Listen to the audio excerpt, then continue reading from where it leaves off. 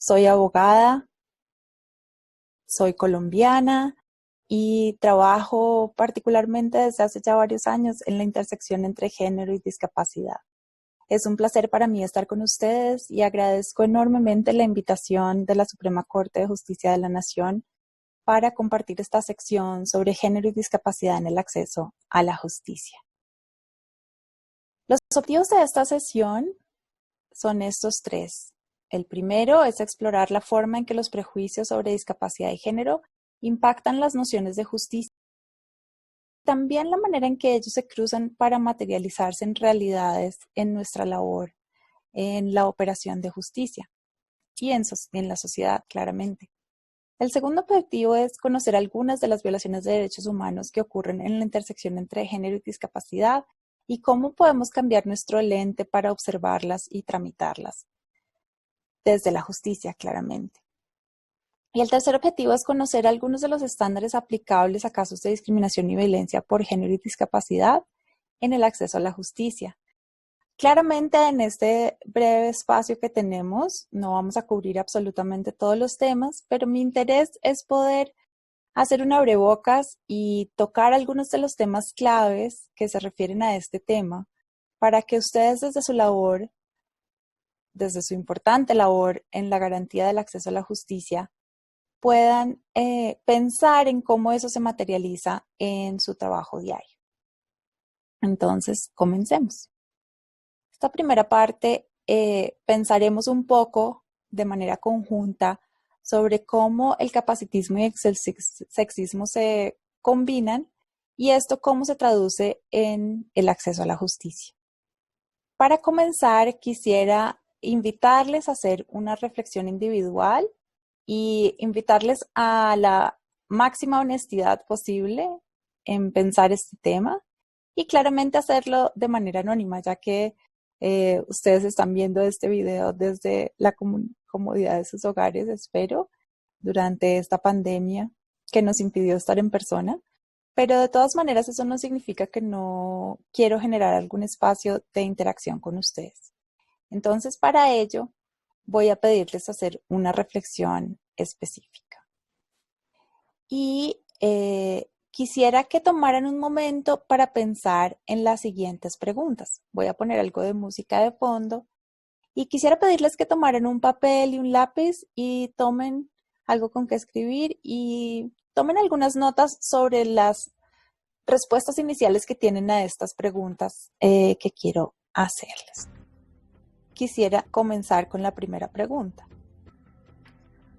Cuando piensa en discapacidad, ¿qué tipo de discapacidad se imagina?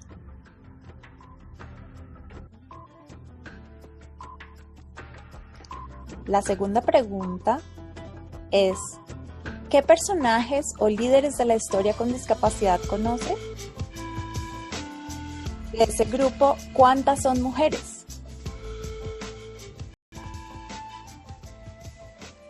La siguiente pregunta es, ¿cómo reaccionaría su familia si llegara a presentarles a su pareja que tiene discapacidad?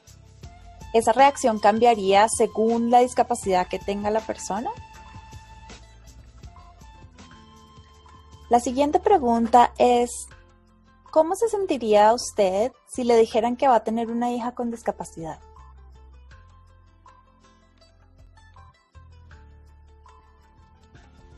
Y finalmente, quisiera hacerles esta pregunta. ¿Puede imaginarse a una mujer con discapacidad como presidenta de la nación?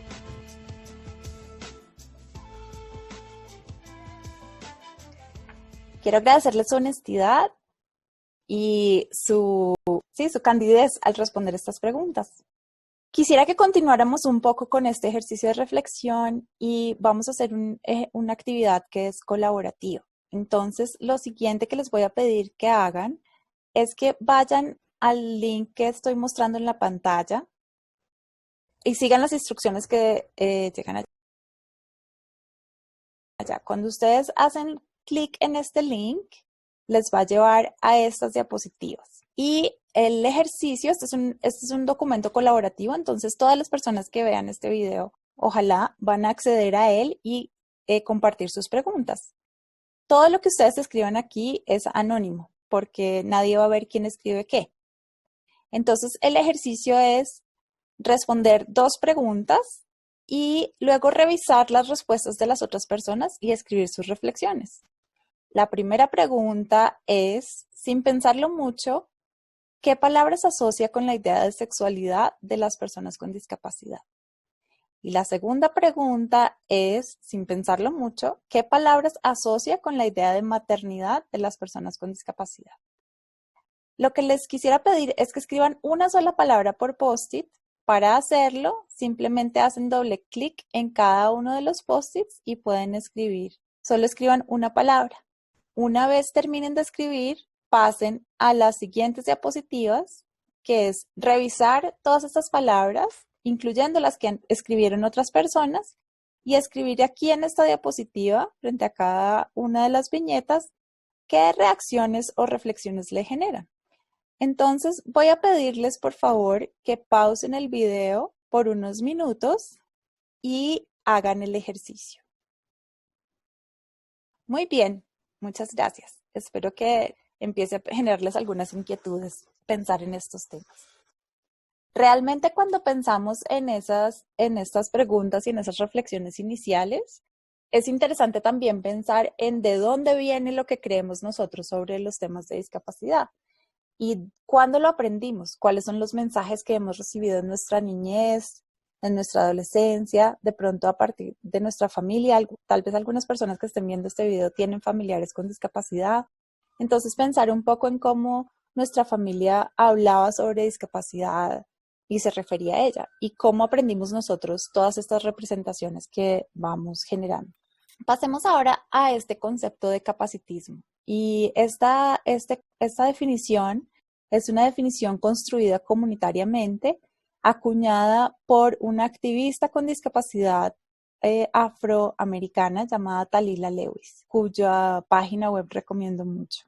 Y en esta definición define el capacitismo como un sistema que otorga valor a los cuerpos y mentes de las personas con base en ideas socialmente construidas de normalidad, inteligencia y excelencia, las cuales a su vez están profundamente enraizadas en nociones racistas, eugenésicas, colonialistas y capitalistas. Esta forma de opresión sistémica conlleva a que las personas y la sociedad determinen quién tiene valor con base en la apariencia o la capacidad de reproducirse, tener éxito o comportarse. Es importante anotar que no es necesario identificarse como una persona con discapacidad para experimentar el capacitismo. Quisiera hacer una pausa porque esta definición tiene muchos elementos de análisis y es muy importante pensar que a lo largo de la historia la discapacidad la hemos aprendido como de carácter biológico, como un defecto, como una condición específica, como si existiera independientemente de la realidad. Pero, ¿qué es la discapacidad y qué es lo que una sociedad entiende como discapacidad? Es, de hecho, una construcción social. De hecho, en el siglo XIX, muchas cosas se decían como discapacidad. Por ejemplo, la ansiedad de escapar siendo esclavo se clasificó como una enfermedad mental.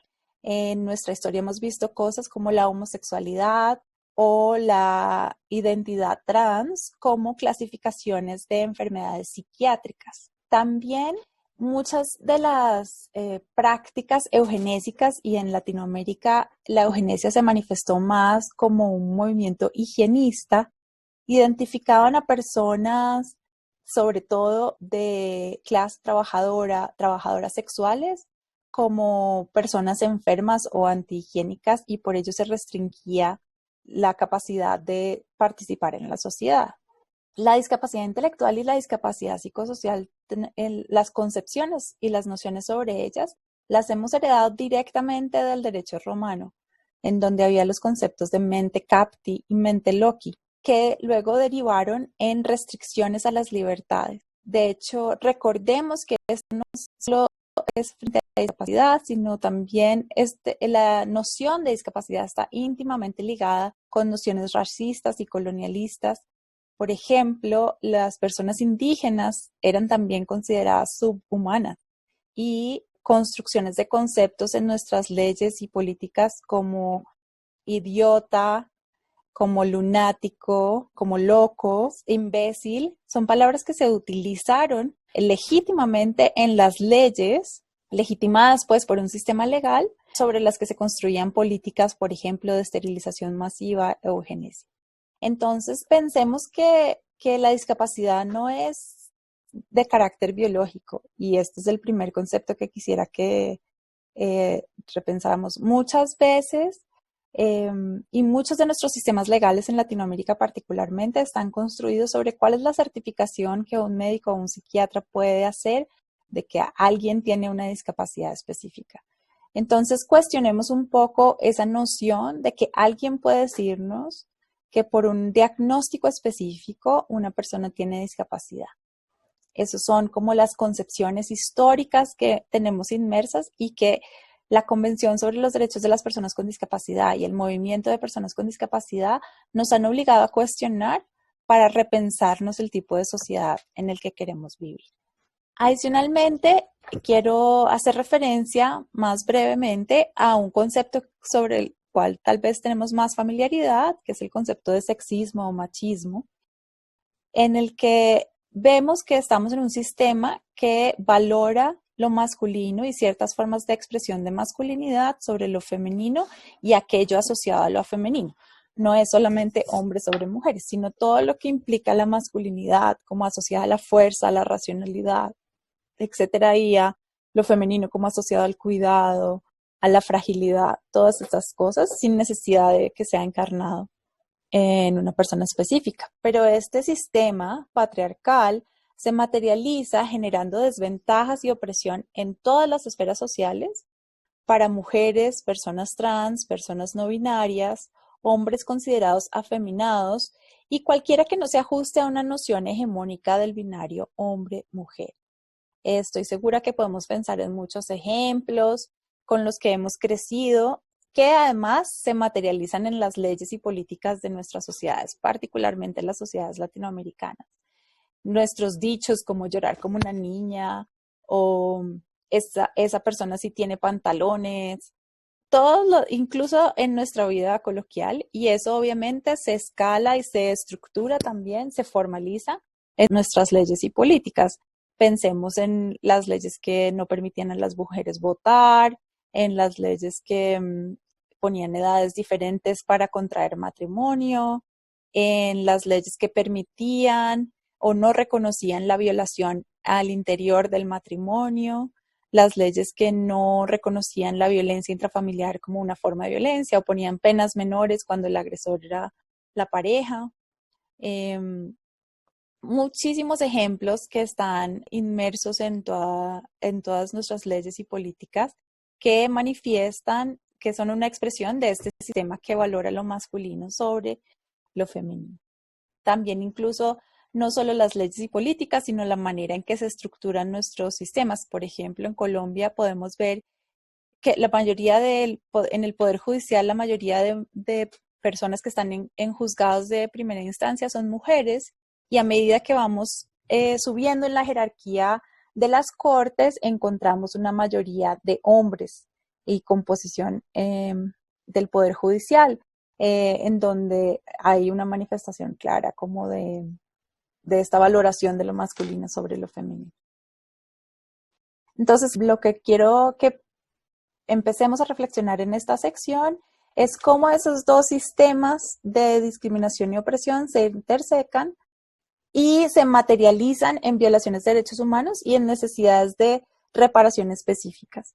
Entonces pensemos un poco, creo que en una sección anterior ustedes ya vieron los 3 modelos de análisis de la discapacidad y quisiera mostrar los ángulos de género que se manifiestan bajo cada uno de estos modelos.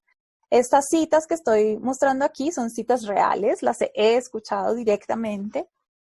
Entonces, por ejemplo, hay en muchos talleres que yo he dado a lo largo y ancho de este país y de otros lugares, también sobre todo en municipios pequeños, escuchaba madres de hijos con discapacidad que me decían: a mí me dicen que que yo tuve un hijo con discapacidad seguro porque hice algo malo, le puse los cuernos a mi marido o algo por el estilo. Entonces esa cita es como muestra el ejemplo perfecto del modelo de prescindencia en el que la discapacidad se considera como un castigo divino, como un defecto de la naturaleza. Esta segunda cita la escuché de una madre a quien que tenía una niña de 3 años con discapacidad, y a los 3 años ya en la institución educativa le dijeron, usted tiene que ir pensando en esterilizar a esa niña, ¿no? Y cuando yo he prestado servicios legales y llevado muchos casos, he sido abogada litigante por muchos años, y muchos casos que llegaban eran como, me decían como, doctora, cuénteme, ¿yo qué tengo que hacer para esterilizar a mi hija? Y yo preguntaba, bueno, ¿y por qué quieren esterilizarla?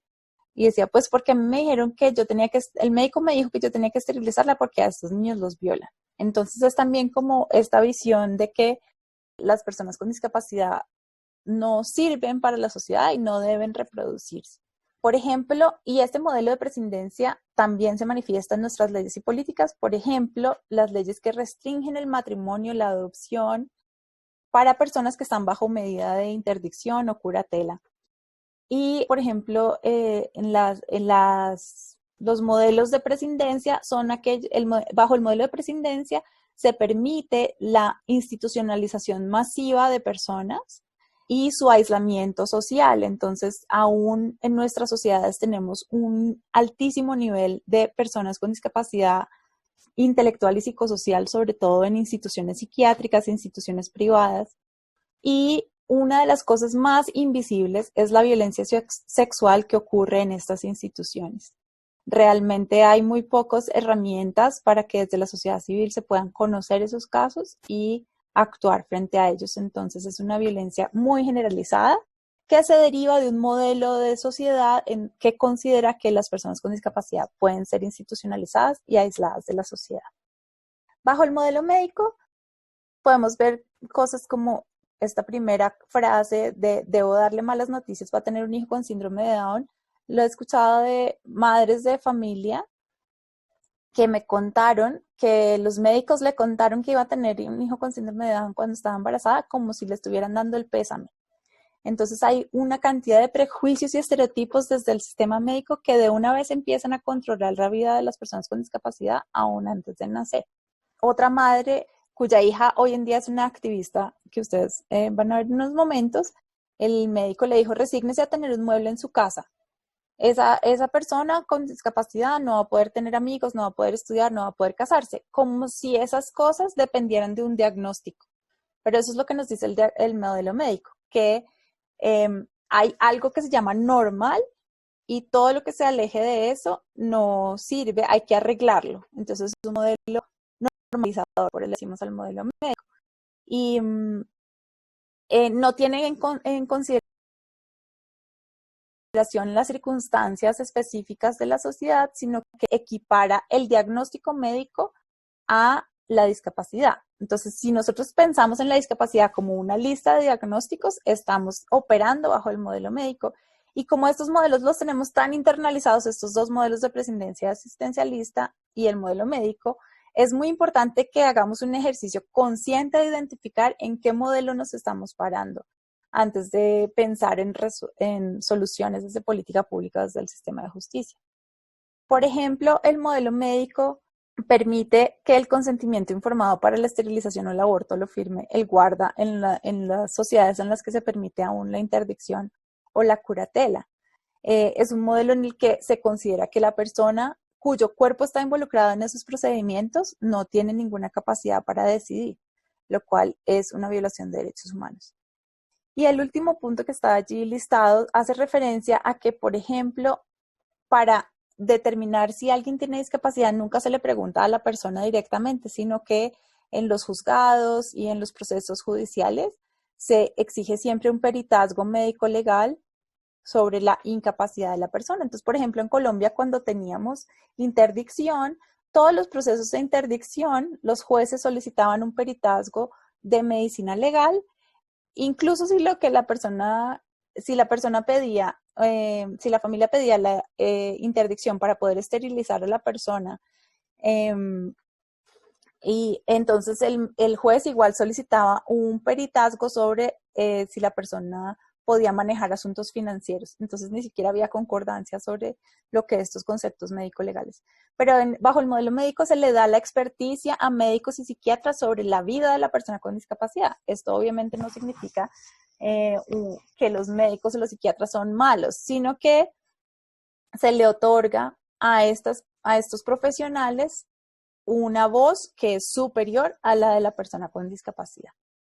Y bajo el modelo social y de derechos humanos que ordena y que contiene la Convención de Naciones Unidas sobre los Derechos de las Personas con Discapacidad, reconocemos que las personas con discapacidad son seres sexuales. Y esto tiene múltiples implicaciones en términos de políticas públicas y obligaciones estatales. Por ejemplo, las instituciones educativas deben prestar educación sexual de manera accesible. Las personas con discapacidad pueden decidir sobre sus cuerpos y sus vidas, son tan autónomas como cualquier persona sin discapacidad, aunque tengan dependencia para cumplir algunas funciones de su vida diaria y aunque requieran apoyos para la toma de decisiones. La autonomía no se pierde por tener una discapacidad. El Estado tiene la obligación de proteger a las personas con discapacidad contra la violencia.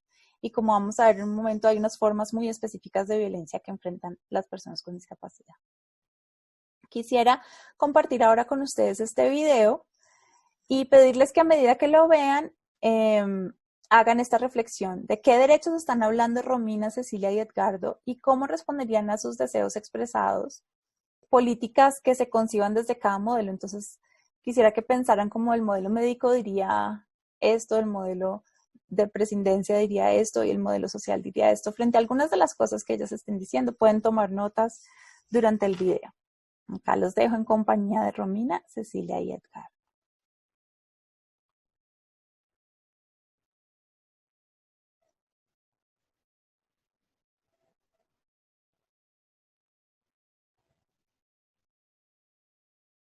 Hola, yo me llamo Romina Say, tengo 23 años, comencé en abril, comencé el colegio, voy al taller de cocina, de estética, hago muchas cosas, tengo una perra, también se llama Romina como yo, y tengo mucha gente que me quiere acá en Ramos Mejía.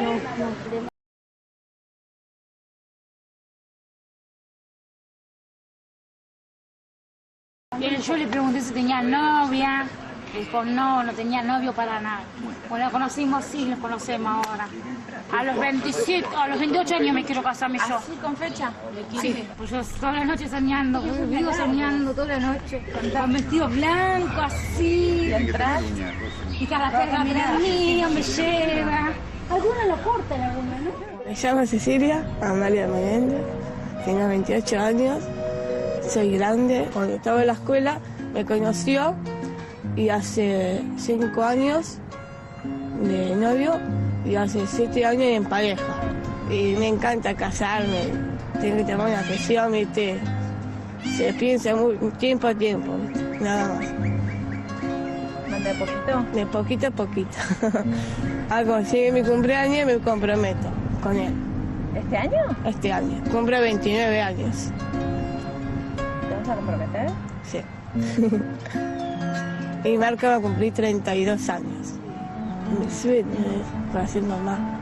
Cuando uno le viene de menstruación, está preparada, pero todavía no. ¿Quién te explicó todo eso para que vos Mi mamá. Toda mi mamá. No me da vergüenza, yo lo hablo enseguidamente. Mamá, te hablo con mi mamá. ¿Todo hablas con Todo hablo con mi mamá y a mi papá no, porque a mi papá no le gusta mucho. Y bueno, Dios. Cuando querés algún consejo o algo? Ay, a full con todo me da mi mamá. A full con todo.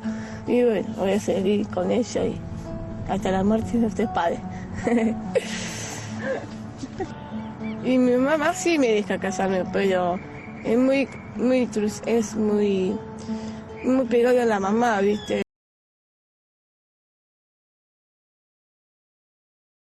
Y no está muy criado para la casa. Yo sí estoy preparada, pero Marco no está listo, ¿viste? ¿Y vos por qué sentís que estás preparada? ¿Cómo sos vos? ¿Así muy independiente? Contame eso. Sí, muy independiente de las cosas, me dice la curatela, mi mamá me puede casar,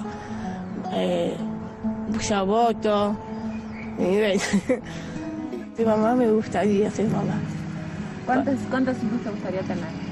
Uno solo nada más, porque con dos es suficiente. Con uno nada más, de verdad. La mamadera, la leche. A mí me encanta. ¿Una nena o un nene? Una nena. ¿Y qué nombre le pondrías, ya sabes? Sí, voy a poner Jazmín Nivit. Nada más.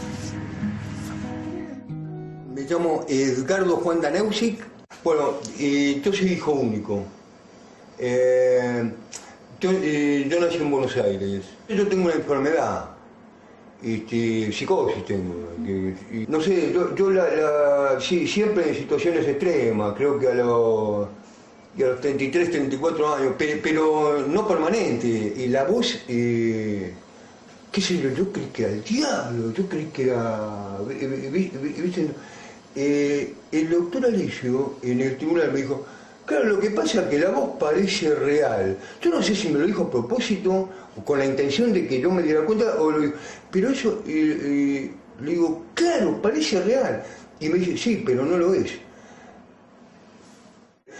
Aunque lo que para vos es nimio, es elemental, para mí fue un descubrimiento bárbaro. La voz era yo. Sobre todo yo que vivo solo y era hijo único. Mi papá no me quería mi mamá. Se murió mi mamá. No tengo, porque no hablemos de novia, no tengo un amigo. Donde todos eran mis enemigos, yo conocía el tribunal. Donde todos me decían, venga, siéntese. Y eso fue muy importante, muy importante. Como antes no tenía nada y encima me pones el rótulo de incapaz, no puedo estar contento. O sea, yo para mí el tribunal me estaba poniendo peor de lo que estaba. Mirá cómo estoy, escuchando voces por todos lados y encima me rotulás, que me van a tirar a la basura. El caso de Edgardo fue un caso de desafío para todos nosotros también en el tribunal, para todos los profesionales que trabajamos. Porque esta cosa de apoyo, nosotros trabajamos y vemos el apoyo familiar, pero ¿qué pasa en los casos de Edgardo? Que está solo. Entonces lo que nosotros ahí entramos como a armar una red de apoyo, y en este caso, bueno, quedó el apoyo en el tribunal. En otros casos trabajamos con otras instituciones, ONG, y tienen otro apoyo comunitario. Y en los años íbamos viendo esta cosa de sus habilidades. Él trabajó en un banco, entonces mejor que él para administrar su dinero. Él nos daba clase a nosotros cómo administrar la plata. Yo les puedo asegurar que es así. Entonces esas habilidades no las perdió. Entonces después él recibía el cheque y tomaba sus decisiones. Mal en el intersonal, así como hablo bien del intersonal, mal porque... incluso había locos medio peligrosos, violentos, y ya te digo que yo salgo igual, porque a mí lo que me cura es la tranquilidad, la estabilidad. Yo entro en shock en situaciones extremas. No me habló nadie, a mí conmigo. Después yo voy al médico. Tengo que ir pero está listo por el juez. Los médicos que ya cambié como los cambian, no cambié yo. Ningún médico me habló, me preguntó, ¿usted sentía voces? Nadie. Para mí que me curé. O sea, no puedo decir, porque yo, según los médicos, la psicosis no se cura y tengo que hacer el tratamiento, pero yo distinto, estoy distinto. Yo para mí que me curé. Y te digo, para mí no es por tomar el remedio, es por todo lo que dije, por tener apoyo, por tener una entrada, no hay que, uy, ¿qué comemos? Porque yo lo puedo hacer.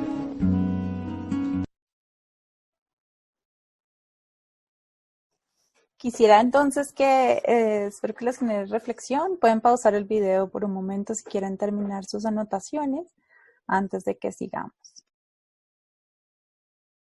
En esta segunda parte quisiera mencionar algunas situaciones específicas que son la violencia que está basada en género y en discapacidad y cómo se presentan y qué lente debemos tener para mirarlas.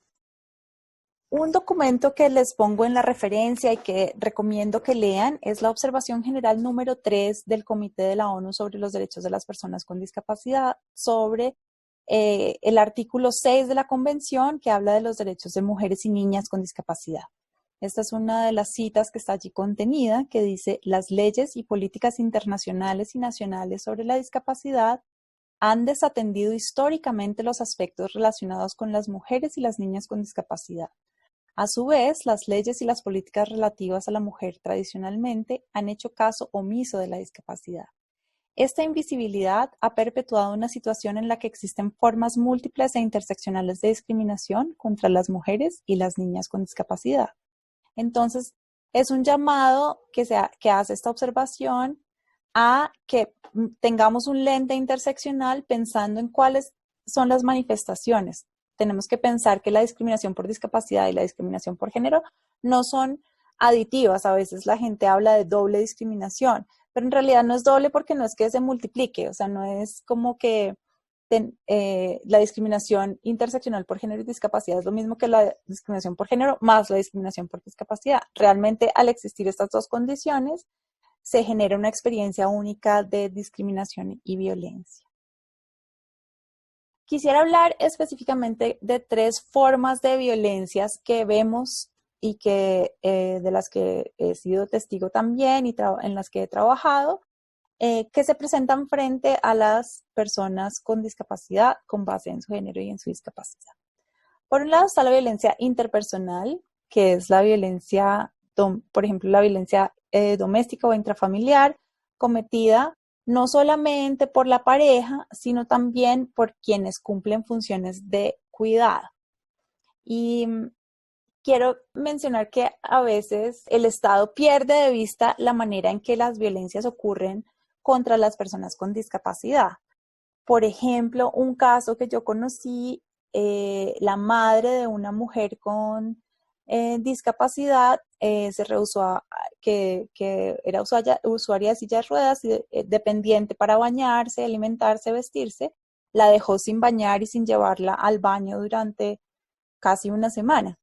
Y esto es algo que es muy difícil que el Estado conozca, pero a la vez es muy difícil que se identifique como violencia. Otro caso que recuerdo de violencia doméstica es el caso de una madre que su hija era sorda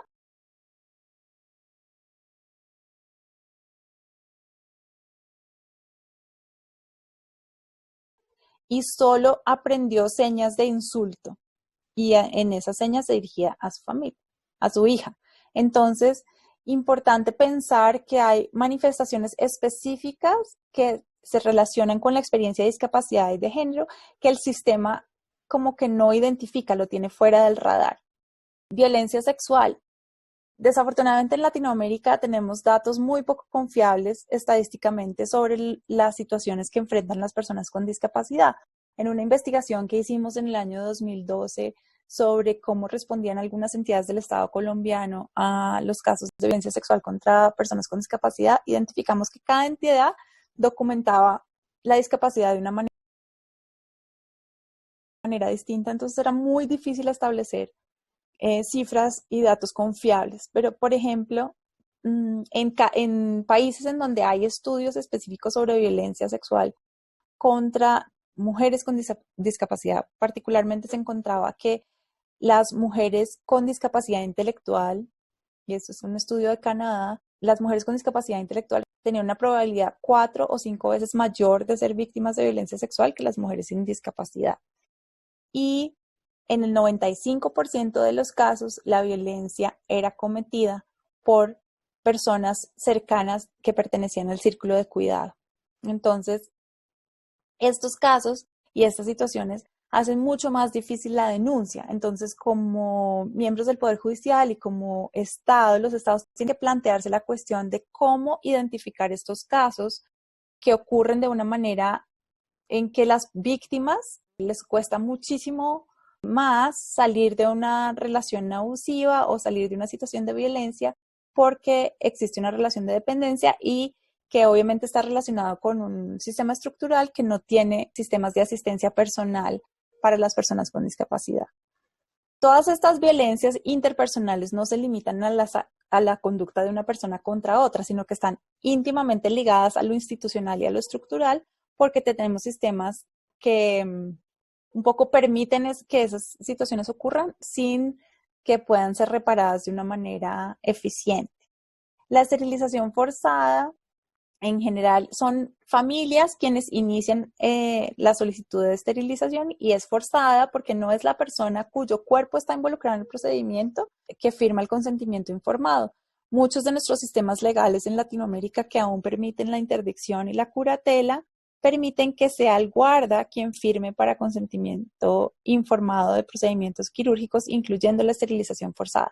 He conocido varios casos de mujeres con discapacidad que fueron esterilizadas que nunca supieron que las habían esterilizado. O sea, el médico ni siquiera cumple el protocolo de informarle a la persona qué es el procedimiento que le van a decir porque tiene discapacidad. Entonces, notemos que hay unas líneas que unen la esterilización forzada con lo institucional y lo estructural porque tenemos un sistema jurídico que permite que sea el guarda quien consienta y eso significa que no se activan los sistemas que tenemos en nuestros países para responder a casos de violencia. En caso de una mujer sin discapacidad que frente a una situación de violencia se activan ciertos sistemas, aún si son ineficientes, pero en el caso de personas con discapacidad estamos aún viendo un tipo de violencia estructural en donde los sistemas legales permiten este tipo de situaciones sin que haya ningún tipo de reparación o sanción. Y algo similar ocurre con el aborto forzado. Muchos de nuestros sistemas legales permiten a través de la curatela o la interdicción que sea el guarda quien firme el consentimiento informado para el procedimiento y en muchas ocasiones, incluso si la mujer con discapacidad quiere llevar a término el embarazo, su guarda considera que es un problema porque implica mayores labores de crianza, entonces autoriza que se haga el aborto aún en contra de la voluntad de la mujer con discapacidad. Entonces, estas son situaciones que se presentan muy seguido, que están muy poco documentadas y que no activan sistemas de reparación o sanción. También es una situación muy difícil porque en general son las mismas familias quienes activan estos sistemas bajo el consejo del sistema médico. Frente a la violencia institucional encontramos que muchos de los sistemas de justicia son inaccesibles. En la investigación que les mencioné hace un momento, encontramos que las instituciones no tienen protocolos. Entonces, por ejemplo, en casos de violencia sexual contra una mujer sorda, no hay un convenio con intérpretes o hay un convenio, pero el intérprete solo llega 2 semanas después, entonces no pueden practicarse pruebas sexológicas y se pierden porque no había intérprete en lengua de señas. Entonces, es muy importante que los sistemas de justicia tengan medidas de garantizar los ajustes razonables y la inaccesibilidad. La Convención en su artículo 2 dice que la denegación de ajustes razonables constituye discriminación por motivos de discapacidad. Violencia psiquiátrica. Muchos de nuestros sistemas legales aún permiten la institucionalización psiquiátrica sin consentimiento directo de la persona, bajo el concepto de urgencia psiquiátrica que permite, por ejemplo, en Colombia hasta hace poco se permitía la institucionalización hasta por 2 meses. Entonces es muy importante que miremos de qué manera nuestros sistemas legales permiten todavía que haya este tipo de restricción a las libertades sin ningún tipo de consecuencia y de hecho validada por nuestros sistemas legales. En muchos casos se comete violencia obstétrica y ginecológica.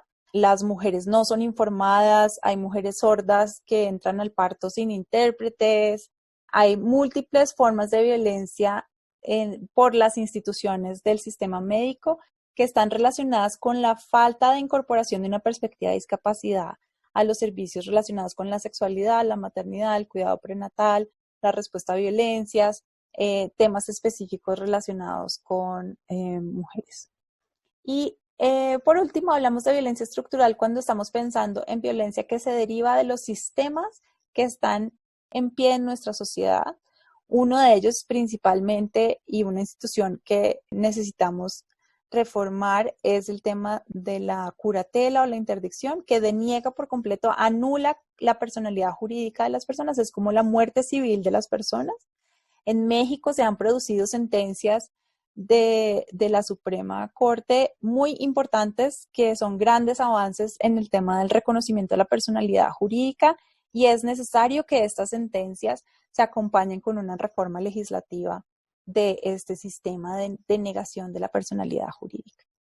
Claramente hay una exclusión estructural de los sistemas educativo y laboral. Muchas mujeres, más que hombres con discapacidad, son excluidas de los sistemas educativo y laboral. Muchas mujeres con discapacidad son aún utilizadas en la casa como la que cuida los niños, la que hace las labores del hogar, domésticas, etcétera, y son excluidas de los sistemas educativos y laborales. Y eso obviamente tiene una cantidad de consecuencias frente a la posibilidad de ejercer derechos sexuales y reproductivos, salir de situaciones de violencia, etcétera. Muchos de nuestros sistemas legales en Latinoamérica aún incluyen leyes que restringen la decisión de matrimonio o adopción para personas con discapacidad. Por ejemplo, para muchas leyes de adopción hablan de idoneidad física y mental. Y esto es contrario a los derechos del ejercicio de la autonomía que tienen las personas con discapacidad. Mencioné ya las leyes sobre urgencia psiquiátrica e institucionalización. Entonces quisiera como pausar un momento para que ustedes piensen de qué manera han visto estas formas de violencia en sus contextos específicos y como qué pueden hacer para empezar a verlas de una manera más clara. Quería también tomar un momento para hablar específicamente de manifestaciones de violencia interpersonal que ocurren de manera más específica para, sobre todo, las mujeres con discapacidad y que a veces no pensamos como violencias. Entonces, esto es lo que llamamos la rueda de poder y control. En la parte de afuera están los tipos de violencia física y violencia sexual. Y en la parte gris están diferentes formas de violencia psicológica que en nuestros sistemas y bajo la Convención de la CEDAW, bajo las leyes de violencia doméstica, se reconoce también la violencia psicológica como violencia, pero que en el caso de mujeres con discapacidad muchas veces no se tramita como violencia. La violencia intrafamiliar y la violencia doméstica, y esto también es violencia, como mencioné, no solo cometida por la pareja o miembros de la familia, sino también por quienes cumplen labores de cuidado. Voy a leer esta rueda porque sé que la letra está un poco pequeña, pero quisiera que pensaran qué cosas les genera sorpresa o qué cosas no habían pensado ustedes como violencia.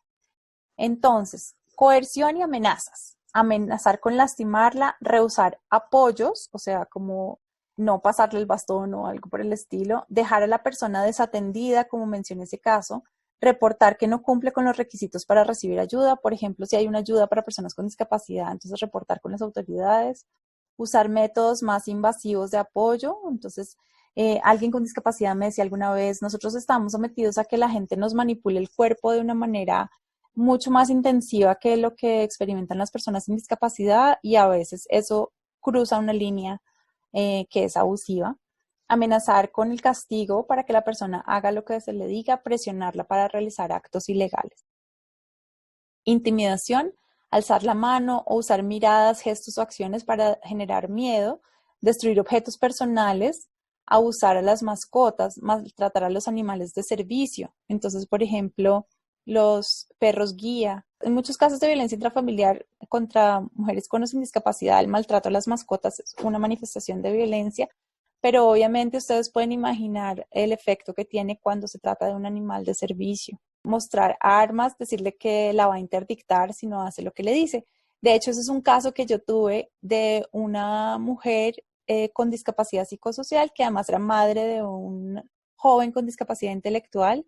El esposo tenía mucho dinero y para el proceso de divorcio, él lo que hizo fue decirle que la iba a interdictar para él quedarse con la custodia del hijo. Entonces, estas son formas de abuso que ocurren con más frecuencia de lo que nos imaginamos. Abuso emocional, castigar o ridiculizar, rehusarse a hablarle e ignorar las solicitudes, ridiculizar la cultura, tradiciones, gustos o creencias. Por ejemplo, en el caso de personas sordas que pertenecen a una cultura lingüística específica, burlarse de ella o hacer como minimizar esas cosas. Uso de mecanismos de refuerzo negativo, usar insultos, hacerla sentir que está loca, avergonzarla, confundirla con juegos psicológicos, burlarse. Por ejemplo, conocí el caso de una mujer de baja visión cuya pareja hacía señas de insulto contra ella, aprovechando que ella no podía verla. Entonces, eso es otro ejemplo de abuso emocional. Aislamiento, controlar el acceso a las amistades, la familia, vecinos, controlar el acceso al teléfono, la televisión, las redes sociales o apoyos tecnológicos. Muchas personas con discapacidad se comunican a través de dispositivos tecnológicos y, por ejemplo, una persona ciega que utilice lectores de pantalla, desinstalarle el programa del computador puede ser una manera de abuso, abuso psicológico en la forma de aislamiento, pero son cosas que el sistema en general no capta como formas de abuso porque es un patrón. O, por ejemplo, en Colombia tenemos un sistema de relevo en el que las personas sordas pueden utilizar tablets para comunicarse con intérpretes en citas médicas o en otros servicios públicos. Por ejemplo, quitarle la tablet para que no pueda tener contacto con el intérprete o utilizar como personas con autismo que utilizan dispositivos para hablar y traducir la voz, que escriben y pasa de texto a voz, quitarles esos dispositivos o cambiarles la voz o hacer otro tipo de manipulación con esos apoyos. Decirle lo que puede o no hacer. Tenemos que tener en cuenta también que las personas con discapacidad crecen con una cantidad de mensajes de la sociedad que no sirven, que no son buenas, etcétera, y entonces reforzar esos tiene muchas formas muchos impactos negativos en la persona. Por ejemplo, rehusarse a usar la comunicación adecuada, como en lengua de señas o dispositivos, como mencioné. Minimizar, justificar y culpar, negar o minimizar el abuso, decirle que lo hace por culpa de la discapacidad, negar el impacto físico y emocional del abuso, decirle que antes agradezca que tiene quien le cuide. Esto es una visión muy estereotípica en que se le entrega a las personas con discapacidad el mensaje de que nunca van a conseguir pareja, que nunca nadie las va a desear, que nunca nadie las va a querer. Entonces, como que antes agradezca que consiguió a alguien, decirle que nadie le va a creer si reporta el abuso. Eso es otra de las cosas, es pensar de qué manera una persona llega al sistema de justicia. Muchos casos de abuso contra personas con discapacidad jamás llegan al sistema de justicia y esa es una de las principales preguntas que debemos resolver. Retener, mal usar o retrasar los apoyos, usar medicación para sedar a la persona, por ejemplo, sobremedicarla con medicamentos psiquiátricos, ignorar las medidas de seguridad para el uso de los equipos, por ejemplo, una persona que yo conozco o una forma de abuso es que le quitaba la batería a la silla de ruedas o le escondía el bastón, romper o dañar los equipos de apoyo, ocultar bastones, o señales, utilizar los equipos para hacerle daño a la persona. Abuso económico, este es uno bien grande porque la situación de las personas con discapacidad es que experimentan una situación de pobreza estructural muy generalizada, además de que no escalan en el mercado laboral. Muchas personas con discapacidad se quedan ganando el salario mínimo por toda su vida y además tienen una vida laboral muy intermitente. Les dan trabajo por 3 meses, luego no, y siempre con el salario mínimo, entonces tienen muy pocas posibilidades de escalar en el sistema laboral.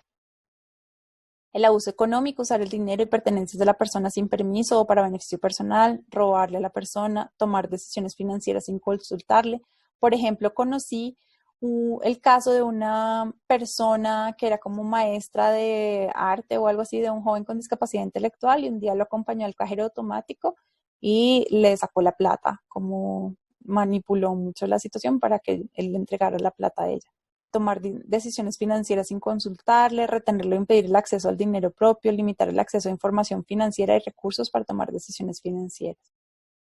Usar los niños y el estatus de cuidador, amenazarla con quitarle los niños, como el caso que les conté, decirle que es una mala madre por tener discapacidad, hablar mal de ella delante de los niños, tratarla como una niña o su sirvienta. La infantilización de las personas con discapacidad es una situación muy generalizada. Tomar decisiones unilaterales, limitar los roles y las responsabilidades, generar mayor dependencia, hablar por ella, negarle el derecho a la privacidad, ignorar las habilidades que tiene. Entonces quisiera que tomaran un momento para pensar cuáles de estas situaciones son cosas que ustedes no habían pensado como violencia. Y ahora quisiera presentarles el testimonio de 2 activistas ante la Comisión Interamericana de Derechos Humanos en una audiencia temática sobre derechos sexuales y reproductivos de las personas con discapacidad en Colombia. Las 2 activistas son María Camila Lozano y Natalia Moreno. Entonces los dejo con ellas, que ya van a estar un poco aburridos de escuchar mi voz. Buenas tardes. Yo me he cambiado sano, derechos sexuales y reproductivos. Derechos sexuales y reproductivos. En Colombia se están violando los derechos sexuales a las personas con discapacidad. En Colombia se están violando los derechos sexuales a las personas con discapacidad. Las personas con discapacidad no tenemos mucha información para saber algo sobre los derechos sexuales y reproductivos por parte de la familia ni los colegios. Las personas con discapacidad no tenemos mucha información para saber algo sobre los derechos sexuales y reproductivos por parte de las familias ni los colegios. Tampoco los médicos ni la EPS para pedir información sobre la sexualidad. Nos dice unas palabras muy complicadas de entender y nunca nos da un ejemplo. Todavía seguimos con las mismas dudas y más. Y además nos habla como niños y niñas pequeños y siempre habla con nuestro acompañante. Y a veces no entendemos las palabras que ellos dicen. Tampoco los médicos ni las EPS para pedir información sobre la sexualidad nos dicen en unas palabras muy complicadas de entender y nunca nos dan un ejemplo. Todavía seguimos con las mismas dudas y más. Y además nos hablan como niños y niñas pequeños. Siempre hablan con nuestro acompañante y a veces no entendemos las palabras que ellos dicen. A mis amigas y amigos no les gusta hablar de sexualidad. Para la mayoría de mis compañeros y compañeras es un tabú. Cuando hablamos de temas se ponen nerviosos y ponerse penosos. Eso se nota en su cara y no quieren participar. A mis amigas y amigos no les gusta hablar de sexualidad. Para la mayoría de mis compañeros y compañeras es un tabú. Cuando hablamos del tema se ponen nerviosos y penosos y eso se nota en sus caras y no quieren participar. En la actualidad, las personas con discapacidad estamos luchando por nuestros derechos sexuales y reproductivos, pero la Corte Constitucional en Colombia saca una ley que permite que a los niños le hagan la vasectomía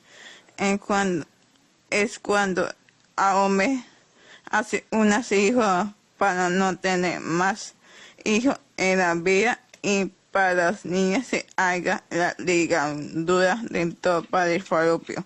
Cuando es mujer se hace una cirugía de la trompa de falopio para no tener hijos en su vida. En la actualidad, las personas con discapacidad estamos luchando por nuestros derechos sexuales y reproductivos, pero la Corte Constitucional en Colombia saca una ley permitiendo que a los niños se les haga la vasectomía, que es cuando el hombre se hace una cirugía para no tener más hijos en la vida, y para las niñas se haga ligadura de trompas de falopio, que es cuando una mujer se hace una cirugía de la trompa de falopio para no tener tampoco hijos en su vida. La interdicción es que una persona con discapacidad va a tener un tutor y ese tutor que van a tomar las decisiones sin siquiera preguntar al joven. La interdicción es que una persona con discapacidad va a tener un tutor y es ese tutor el que va a tomar las decisiones sin siquiera preguntarle al joven. Pienso que la interdicción es requiere todos los derechos a las personas en condición de discapacidad. Por eso es mi decisión que yo no voy a ser sometida a un proceso de interdicción. Y esta es mi posición y es respetada y compartida por mi familia. Pienso que la interdicción le quita todos los derechos a las personas en condición de discapacidad. Por eso es mi decisión que no voy a ser sometida a un proceso de interdicción y esta posición es respetada y compartida por mi familia. Testimonios.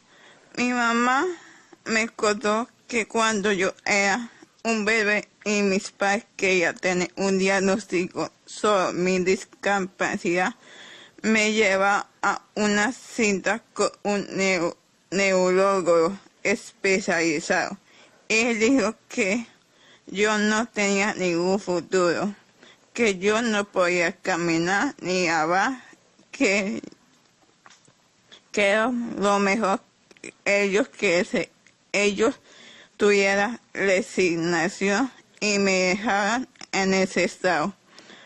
Afortunadamente ellos no hicieron caso del diagnóstico del médico y hoy estoy aquí hablando ante ustedes, haciendo ver mis derechos y los de las personas como yo en condición de discapacidad.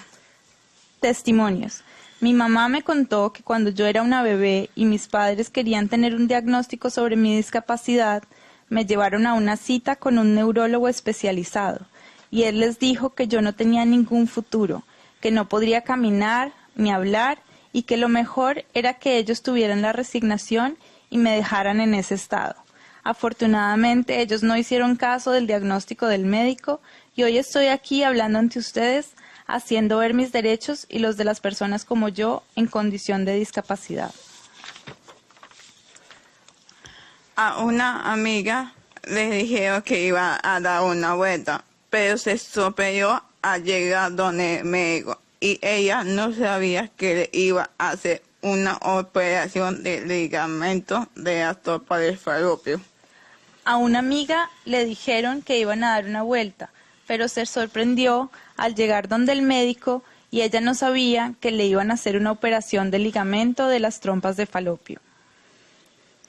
A una amiga cuando estaba en el colegio quedó embarazada, la sacaron del colegio y no volvió a estudiar y no podíamos comunicarnos con ella de ninguna manera. A una amiga cuando estaba en el colegio quedó embarazada, la sacaron del colegio y no volvió a estudiar y no podíamos comunicarnos con ella de ninguna manera. Cuando yo llego a cualquier parte me trato como una niña pequeña. Cuando yo llego a cualquier parte me tratan como una niña pequeña. Cambie el chip. Cambia el chip. Natalia.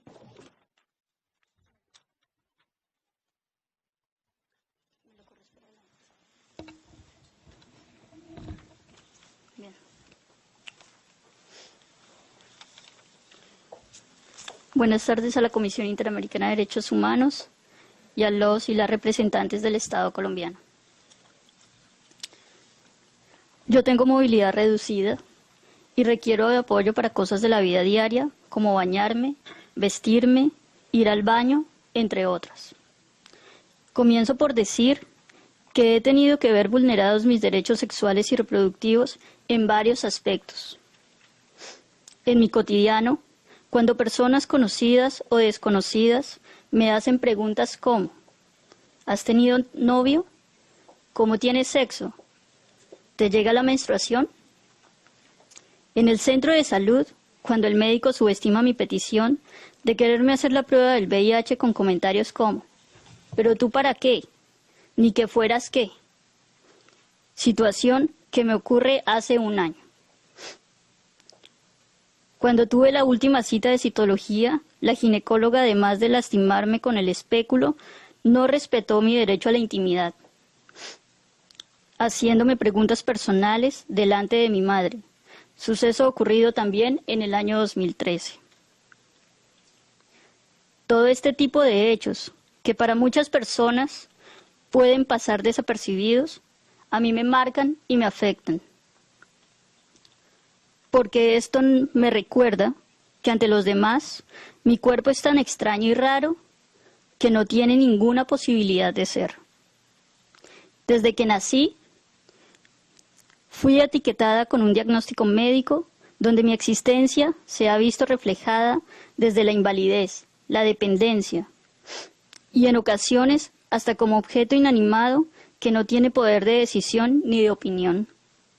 Sin embargo, mi cuerpo y mi mente hace tiempo decidieron no contribuir con el silencio, porque este solo ayuda a legitimar la relación socialmente compuesta con cuerpos que están construidos de manera distinta.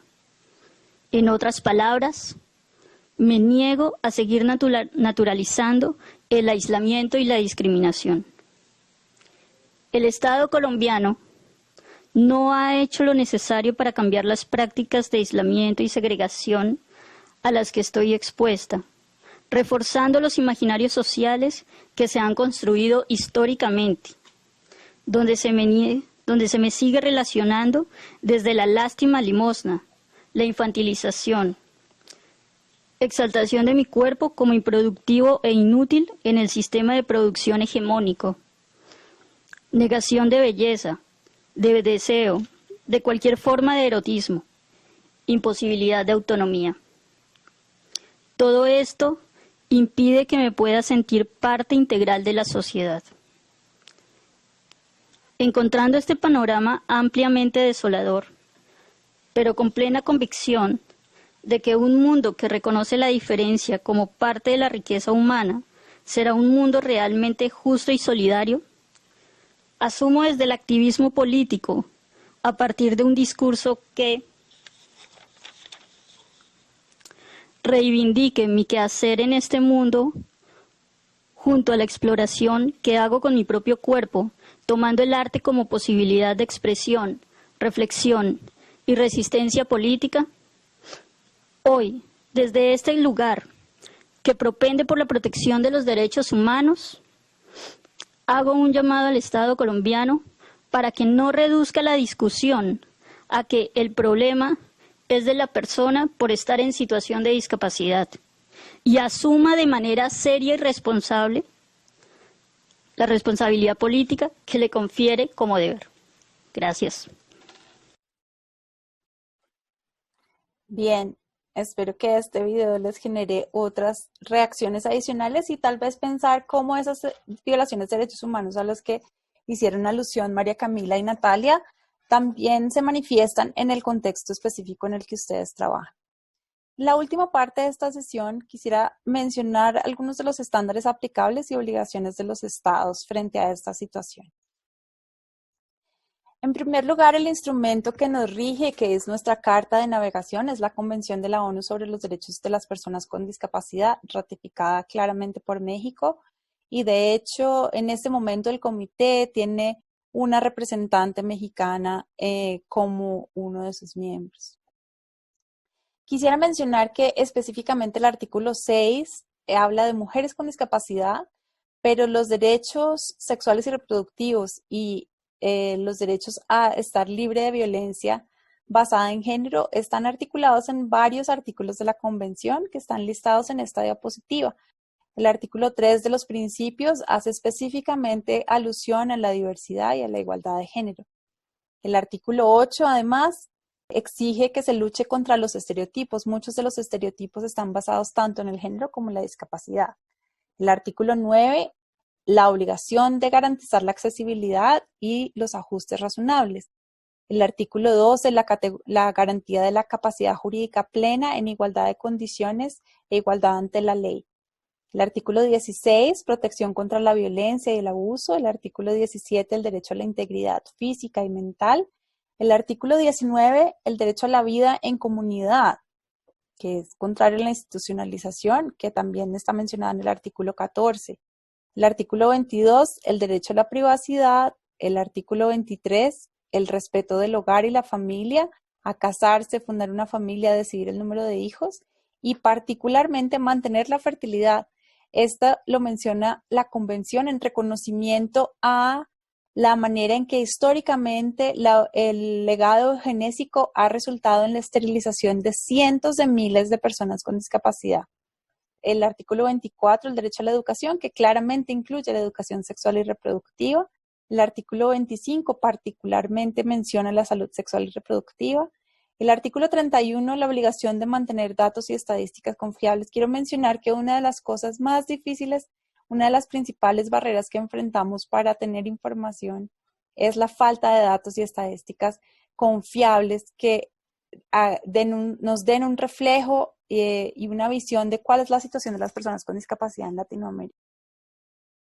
También como instrumentos podemos volver de nuevo a la observación general número 3 y el informe de la relatora. Esta presentación ustedes la van a recibir y ahí están todos los links a estos documentos. También quiero mencionar que es muy importante armonizar los estándares internacionales de derechos humanos que han expedido otros de los órganos de monitoreo de derechos humanos de las Naciones Unidas, como el Comité de la CEDAW, el Comité de Derechos Humanos que vigila el cumplimiento del Pacto de Derechos Civiles y Políticos y Civiles, el Comité DESC, Derechos Económicos, Sociales y Culturales, el Comité contra el Racismo, el Comité contra la Tortura. Muchos de ellos han expedido a estándares que también aluden a esta intersección entre género y discapacidad. Entonces es muy importante verlos, y en esta diapositiva estoy proyectando un recurso muy importante hecho por Women Enabled, que es el Accountability Toolkit, que hace alusión a todos los temas relacionados con derechos de mujeres con discapacidad y cómo están desarrollados en los diferentes estándares. Entonces les recomiendo tener este documento como referencia. Ya para ir terminando, quisiera mencionar cuáles son algunas de las obligaciones con base en esta situación que hemos hablado en esta sección, que debe adoptar los estados y las diferentes instancias, particularmente del Poder Judicial, para garantizar el derecho al acceso a la justicia en los casos de violencias basadas en género y discapacidad. Por un lado, necesarísima la accesibilidad. Sin accesibilidad es muy difícil poder ejercer, más que ejercer derechos y acceder a servicios del Estado. Entonces, esto implica accesibilidad de la información ofrecida a la ciudadanía. En muchos casos, la información sobre cómo presentar denuncias ni siquiera está hecha en formatos accesibles o dirigida a personas con discapacidad. Y la accesibilidad de los procedimientos judiciales de principio a fin. En México se han expedido decisiones en formato accesible. Eso es un avance muy importante en la región y debemos garantizar esta posibilidad en todas las instancias. Por otro lado, reconocer formas específicas de violencias como las que mencioné anteriormente, y significa que la existencia de estas violencias debe activar los mecanismos de respuesta que están dispuestos en nuestras leyes y políticas que tengan en cuenta esta intersección entre género y discapacidad. Por otra parte, es muy importante que nuestros sistemas de justicia escuchen directamente a las personas con discapacidad y que los procesos se centren en la voz de la persona con discapacidad sin que sea desplazada por voces de peritos o profesionales de la salud. En muchos de nuestros sistemas aún no se permite a personas interdictas prestar testimonio en procedimientos judiciales, incluso en casos en que han sido víctimas. Y en muchos casos los peritazgos reemplazan el testimonio directo de la persona con discapacidad. Esto no debe ocurrir. Es muy importante garantizar la confidencialidad y el derecho a la privacidad. Por ejemplo, si se usan intérpretes o guías intérpretes o intermediarios comunicacionales, estas personas deben firmar un acuerdo de confidencialidad frente a lo que interpretan y la información que transmiten. Y es muy importante que las personas con discapacidad conozcan que tienen este derecho. Las medidas de reparación que se dicten en los procesos judiciales deben incorporar una perspectiva de discapacidad de género. Es decir, que las medidas de reparación deben tener en cuenta las circunstancias específicas de la persona en su condición de, por ejemplo, mujer con discapacidad o persona trans con discapacidad, porque la reparación no puede ser volver al estado anterior como un entendimiento clásico de la reparación, sino que efectivamente deben identificar cuáles son las barreras estructurales que enfrentaban esta persona que permitieron las violaciones de derechos humanos y cómo se hace para eliminar esas barreras después de encontrar una violación. Y adicionalmente, pero no es la última, claramente la obligación de los estados es modificar o derogar leyes, reglamentos, costumbres y prácticas existentes que constituyan discriminación contra las mujeres con discapacidad. Es muy importante examinar en todos los niveles, desde las prácticas hasta las leyes o normatividad que permitan estas situaciones de discriminación y violencia. Quería ponerles esta cita aquí antes de finalizar, porque pienso que refleja muy bien cómo es la sociedad la que debe adaptarse a las experiencias de las personas y mujeres con discapacidad. Entonces, les dejo este pequeño cómic que dice: para hacer una selección justa, todo el mundo debe hacer el mismo examen. Suban al árbol. Y hay un pájaro, un mico, un pingüino, un elefante, un pez, una foca, un perro. Y entonces esta visión de usar el mismo rasero para todas las personas es contraria al reconocimiento de la diversidad y al reconocimiento de la necesidad de que sea la sociedad que se adapte a la experiencia de vida de las personas y no al revés. Y esta cita refleja un poco lo mismo, que es todo el mundo es un genio, pero si juzgas un pez por su habilidad para trepar árboles, vivirá toda su vida pensando que es un inútil. Entonces pensemos un poco en cuáles son los mensajes que nuestra sociedad, nuestras leyes, nuestras sentencias, nuestras políticas envían sobre la discapacidad. Quisiera pedirles que hicieran una reflexión final, que es qué de lo discutido en esta sección pueden incorporar a su labor en el sistema de justicia y qué acciones concretas adoptarán para hacerlo. Entonces quisiera pedirles que tomaran un momento para escribir, pueden pausar el video y un poco pensar en la respuesta a esto, qué reflexiones, ya que ahora tienen la información fresca en su cabeza, es un buen momento para escribir estas reflexiones. Entonces, si quieren, pueden pausar el video un momento. Y les dejo para finalizar esta lista de recursos, la convención, las observaciones generales que mencioné, el informe de la relatora sobre derechos sexuales y reproductivos de mujeres y jóvenes con discapacidad, el Accountability Toolkit de Women Enable, los principios de Nairobi sobre aborto, pruebas prenatales y discapacidad, creados por personas con discapacidad y personas expertas en temas de derechos sexuales y reproductivos, el protocolo de atención inclusiva en el acceso a la justicia creado por el Ministerio de Justicia colombiano, que puede ser un buen recurso, y un repositorio muy importante de documentos sobre discapacidad en Latinoamérica creado por la red CDP, que es la red de expertos, Red Iberoamericana de Expertos en la Convención de Discapacidad. Quiero agradecerles, quiero dejarles esta cita antes de cerrar, que la dijo una mujer con discapacidad que desafortunadamente ya murió, que dice: la discapacidad no te hace excepcional, pero cuestionarte lo que sabes sobre ella sí. Y entonces espero que esta sección haya sido una invitación a cuestionarse todos estos prejuicios y visiones que hemos aprendido sobre la discapacidad y el género y la intersección entre los dos. Les agradezco enormemente su tiempo. Les dejo mis datos por si tienen alguna inquietud o alguna observación sobre esta sección. Y espero que podamos mantener estas conversaciones a lo largo del tiempo. Muchas gracias.